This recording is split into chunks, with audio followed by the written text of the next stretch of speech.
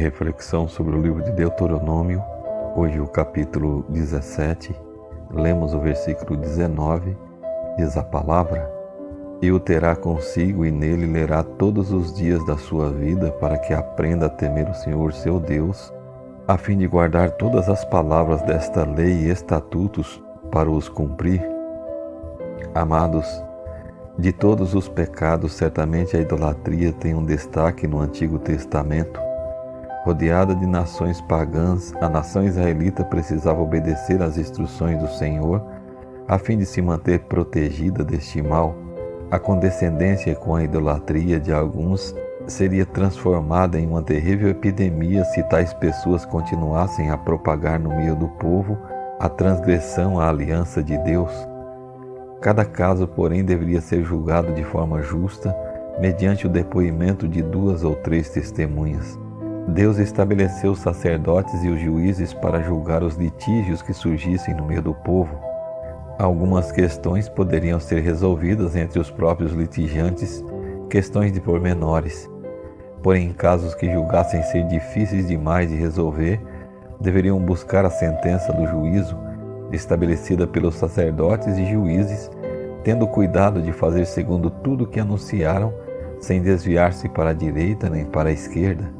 E aquele que agisse soberbamente, ou seja, que não aceitasse dar ouvidos ao sacerdote e o juiz, deveria ser punido com a morte, pois havia escolhido receber o salário do pecado.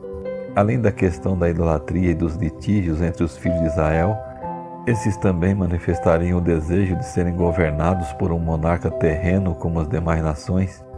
Provendo o futuro clamor de Israel por um rei, o Senhor deixou mandamentos específicos que deveriam ser observados pelos futuros monarcas de Israel. Diz o versículo 16 e 17, não multiplicar cavalos, não voltar ao Egito, não multiplicar para si mulheres e nem prata ou ouro. Também deveria escrever e conservar consigo as palavras da lei, as escrituras, e lê-las todos os dias. Salomão, por exemplo, foi um rei dotado de excelente sabedoria, mas parece que esqueceu das leis concernentes à sua posição, fazendo tudo ao contrário do que o Senhor estabeleceu como mandamento da monarquia de Israel. O peso do ouro que se trazia a Salomão cada ano era de 666 talentos de ouro. 666. Coincidência? Creio que não. Os cavalos de Salomão vinham do Egito e da Cilícia. Do Egito, de onde o Senhor havia dito, nunca mais voltarei por este caminho. Tinha 700 mulheres princesas e 300 concubinas, e suas mulheres lhe perverteram o coração, exatamente como o Senhor havia dito, para que o seu coração não se desvie. Queridos, a idolatria, a injustiça, a soberba, a ambição dos monarcas dos outros povos transformaram aquelas nações em trevas e maldição na terra. O povo de Deus foi chamado por Ele para ser luz e bênção. O apóstolo Paulo escreveu em Efésios 3, versículo 8, A mim, o menor de todos os santos, me foi dada esta graça de pregar aos gentios o evangelho das insondáveis riquezas de Cristo. Eis o que deve impulsionar a nossa vida. Eis o que deve ocupar o nosso coração e fazê-lo pulsar na direção de Deus. Iluminarmos a vida de outros e não permitirmos que outros nos escureçam a vida.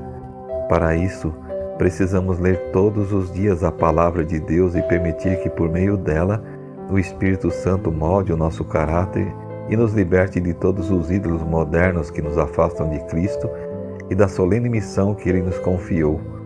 A serva do Senhor escreveu na meditação matinal nos lugares celestiais, na página 368, e eu faço dessas palavras a conclusão desta mensagem. Quando o povo de Deus tirar os olhos das coisas deste mundo e os puser no céu em coisas celestiais, será um povo peculiar, porque verá a misericórdia, bondade e compaixão que Deus mostrou aos filhos dos homens. Seu amor evocará deles uma resposta, e na vida mostrarão aos que os rodeiam que o Espírito de Deus os dirige, que estão pondo suas afeições nas coisas do alto e não nas que são aqui da terra. Vamos orar? Santo Deus e Pai que estás nos céus, a Tua palavra é clara e transparente. Devemos fugir da idolatria, de amar as coisas deste mundo.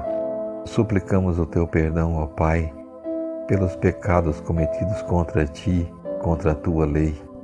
Rogamos a presença do teu Espírito Santo em nós, para que possamos buscar em tua palavra as instruções que precisamos para a nossa conduta aqui, e que esse mesmo Espírito nos leve à obediência à tua palavra, e como testemunho vivo do teu Espírito em nós, anunciarmos a todos esta palavra, este Evangelho que salva e transforma.